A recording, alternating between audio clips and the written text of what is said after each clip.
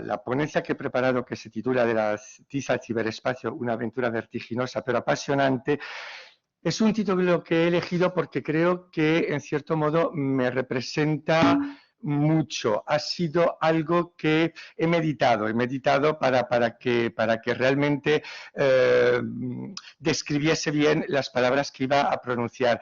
Ello quiere decir también que en ningún caso creo que vaya a aportar desde un punto de vista de la tecnología novedades a los compañeros, a los y las colegas, pero sí que es cierto que lo que sí que me apetece mucho es compartir lo que yo siento de cara a esta nueva era en la docencia que estamos viviendo. Y digo esta nueva era porque para mí, como creo que para mucha gente que nos dedicamos a esto, los últimos 2 años han sido sorprendentes, cuanto menos. Entonces, empiezo por hablar de la tiza, este pequeño objeto que desde hace muchos años nos acompaña, pero que es cierto que hubo un tiempo en que desapareció de nuestras vidas profesionales. Yo soy profesor, como ha dicho Elena, asociado, creo que lo ha dicho, sino de cualquier forma asociado en el Departamento de Filología Francesa e Italiana, y soy profesor titular en la Escuela Oficial de Idiomas de Valencia, Saidía. En la escuela oficial, la tiza y las pizarras clásicas, tanto negras como verdes, desaparecieron de la noche a la mañana. Y nos encontramos con estas pizarras que son blancas y que se utilizan con un rotulador, cuyo tacto es completamente diferente al de la tiza. Mucha gente había a la que la tiza y el polvo que conlleva su uso no le gustaba.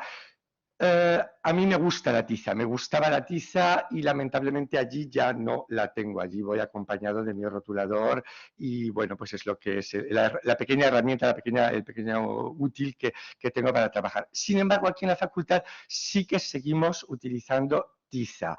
Para mí es una de las herramientas de las que no hablamos, como no hablamos de los lápices, como no hablamos de los bolígrafos, porque forman parte de nuestro cotidiano. ¿Qué sucede?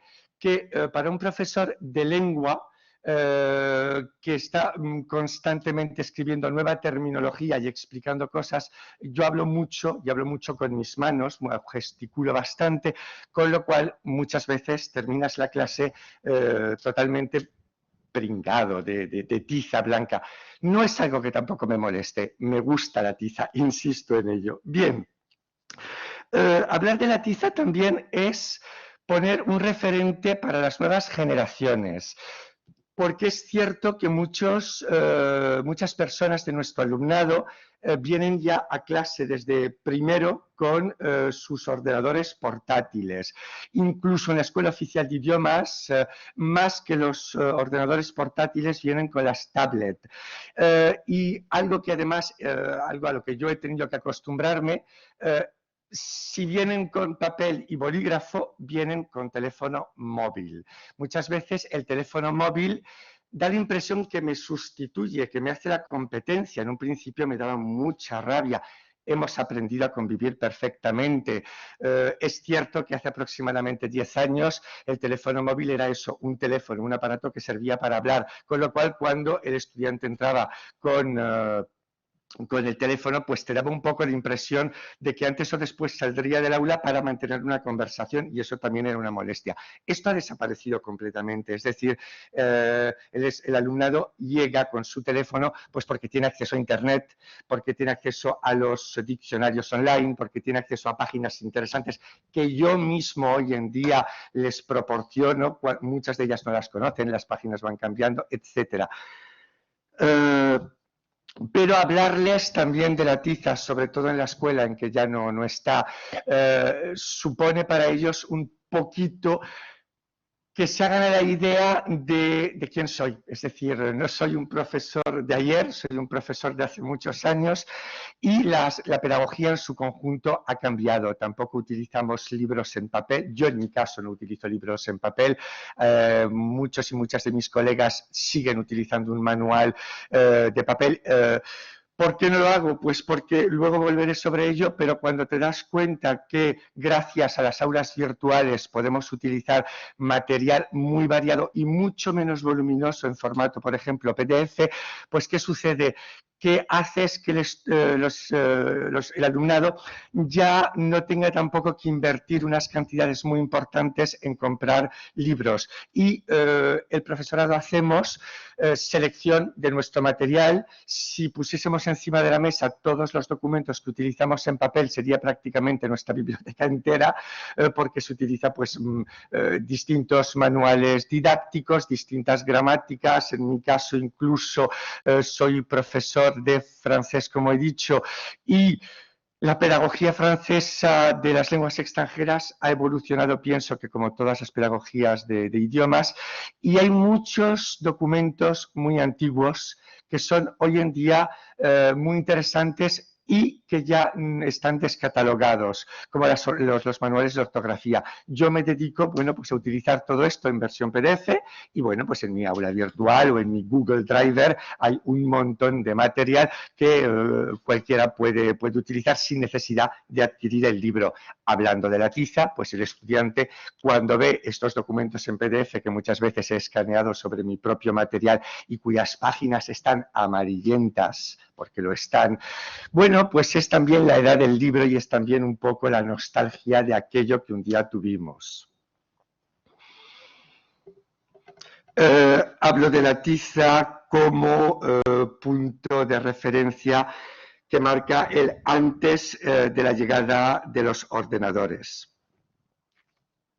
Para mi alegría, hoy volvemos a hablar y a utilizar, por esto hay comentario antes de que se utiliza la tiza en la facultad, volvemos a hablar de ella porque regresa en cierto modo. La tiza se considera más ecológica que estos espantosos, y lo lamento, pero necesito decirlo, estos espantosos rotuladores de plástico que contaminan por todas partes, que no son recargables como eran las plumas estilográficas antiguas. Y bueno, podríamos estar hablando muy largamente de la tiza como objeto. Yo la defino y en mis anotaciones la llamo mi buena amiga que me sigue acompañando en clase cuando explico a mi alumnado. Vamos a hacer un poquito mención al hecho de que soy profesor de lengua, literatura y cultura francesas, es decir, culturas extranjeras.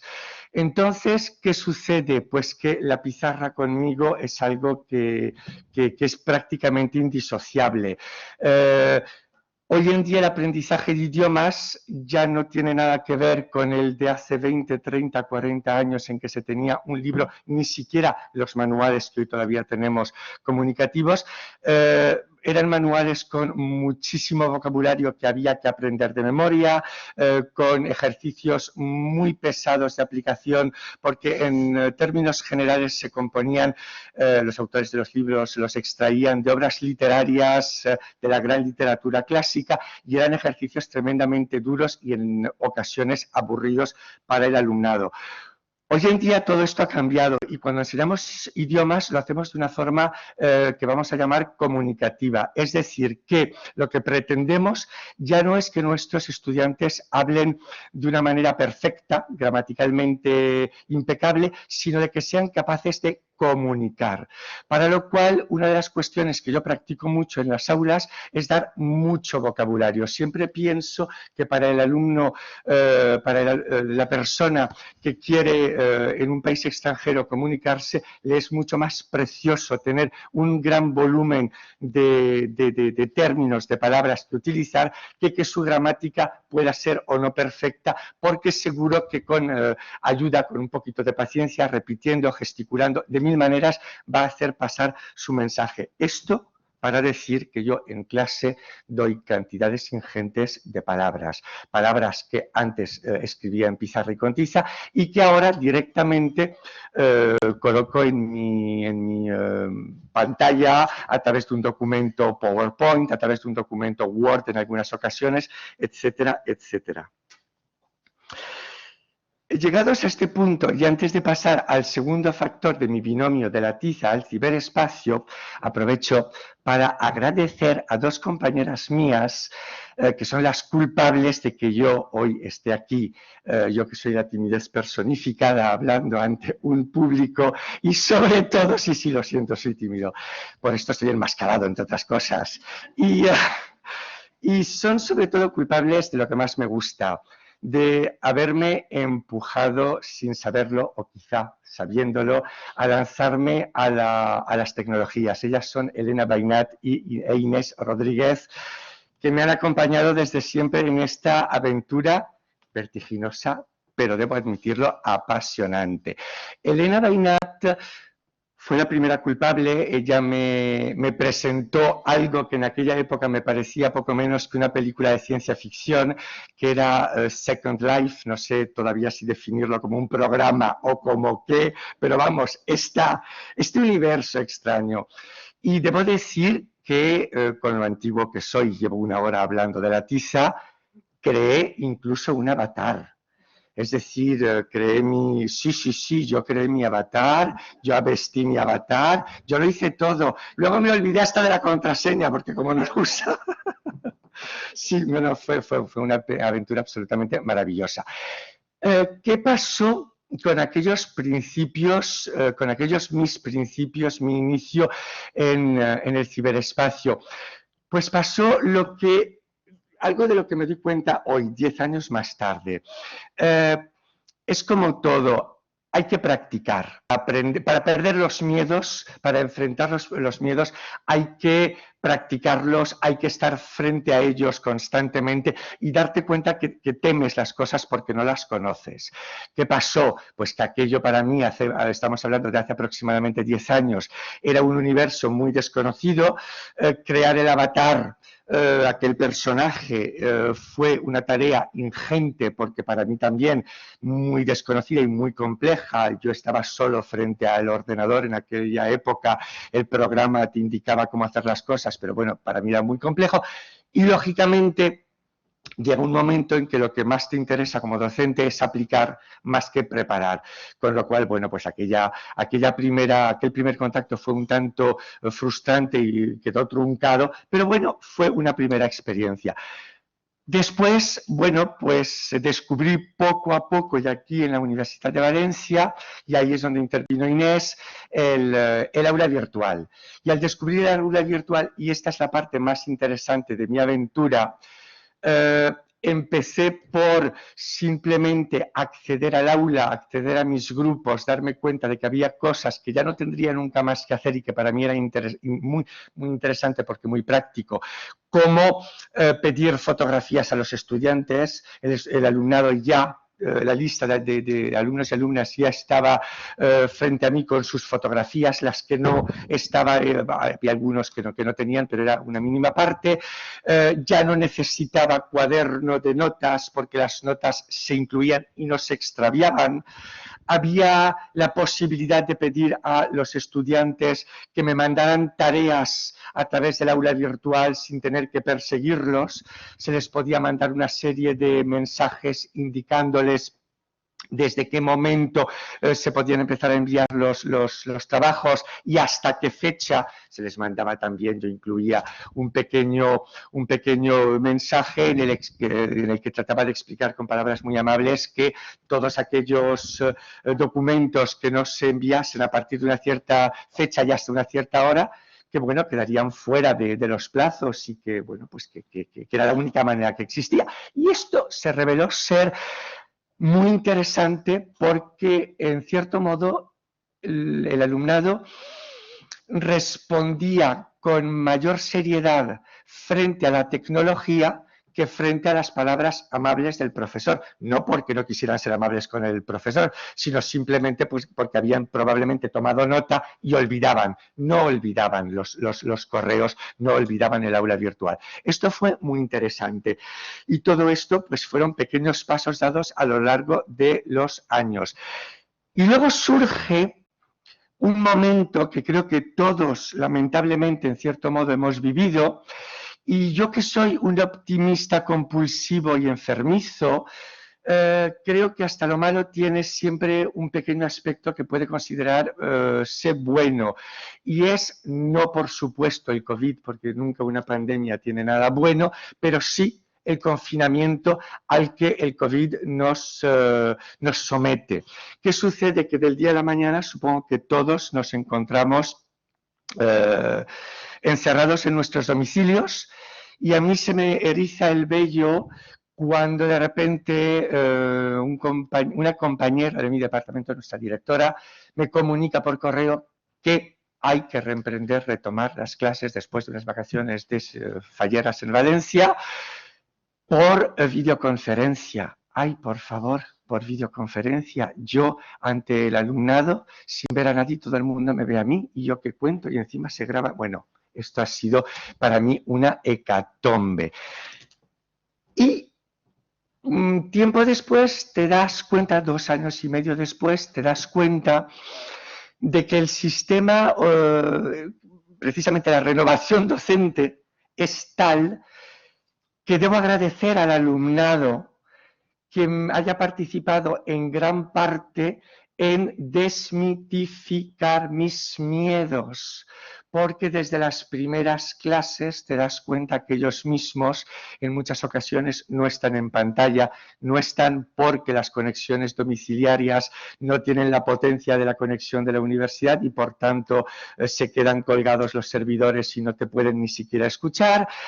Esto por una parte, y por otra parte el propio alumnado que es joven, que es de la generación en que el ciberespacio es su espacio, no es el espacio terrestre que es el nuestro todavía, conoce muy bien las herramientas, con lo cual te dan indicaciones ellos mismos a través del chat del aula virtual, del BBC, y te permiten que tú superes esos escollos que tú por edad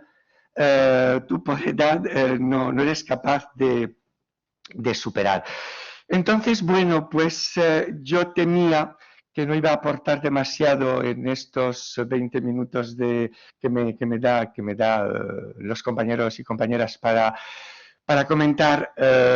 Creo que se me va agotando el tiempo y sobre todo no sé si realmente he aportado algo nuevo a todos los compañeros y compañeras que me están escuchando desde cualquier parte, pero lo que sí que sé es que estoy muy feliz, muy contento de haber compartido mi pequeña experiencia que yo llamo doméstica con todos los que seguro que me aportáis a mí muchas más cosas técnicas que yo a vosotros. Gracias a todos.